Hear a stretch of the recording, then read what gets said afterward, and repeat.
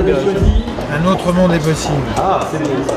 Beau projet. Beau projet. Mais je suis très utopiste, moi. Je vois pas Oui, quoi. il faut l'être. Le village de l'énergie, c'est une fête qui nous tient particulièrement à cœur, qui s'inscrit particulièrement bien dans notre programme développement durable.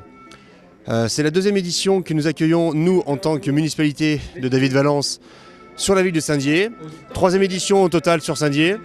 Et c'est, quand on peut le voir, c'est ça qui est intéressant, c'est que ça amène de la population, tout le monde s'intéresse. Et donc nous, on est vraiment partenaires, on est vraiment très favorables sur ce genre de démarches, qui sont complétés par nos accompagnements d'autres événements.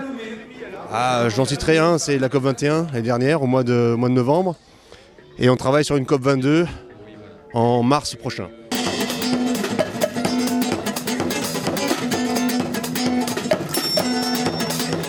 Et en pédalant, on arrive à créer assez d'énergie pour alimenter une sono comme ça? Là, c'est une petite sonorisation et à chaque fois, on choisit des systèmes efficaces qui ont des consommations pas très élevées pour des bons niveaux sonores. Et là, ouais, actuellement, je fais l'intégralité de la consommation. C'est un dispositif qui pourrait être utilisé pour des fêtes en plein air? Carrément des concerts, des festivals, parce qu'avec le dispositif complet, on peut animer une scène, faire passer 4, 5, 6 groupes pendant des heures et des heures. Tant que le public pédale, l'autonomie elle est infinie.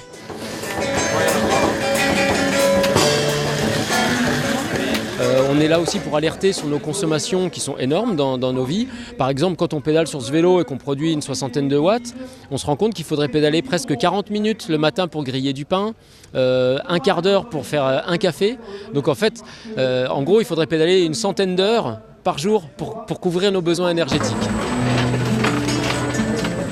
C'est très créatif, il y a beaucoup d'humour dans ce que vous faites là. Ouais, nous, c'est un peu, en fait, on est un collectif de 5 constructeurs. On est entre Nancy, Dijon, Clermont et Nantes. Et en fait, on bosse tous un peu sur de la scéno, de la déco. Et là, l'objectif, c'était vraiment d'essayer de donner un univers hyper complet et, disons, un peu hors du commun et subtil à un tas d'ordures, en fait. C'est ça l'objectif.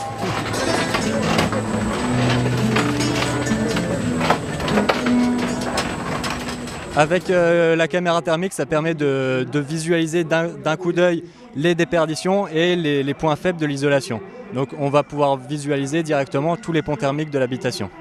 On peut prêter des caméras thermiques, donc on forme les gens à son utilisation, ils font des photos et à l'issue on analyse les photos ensemble. Puisque ce qui est compliqué dans la caméra thermique, c'est pas son utilisation, c'est l'interprétation des images qu'il y a derrière.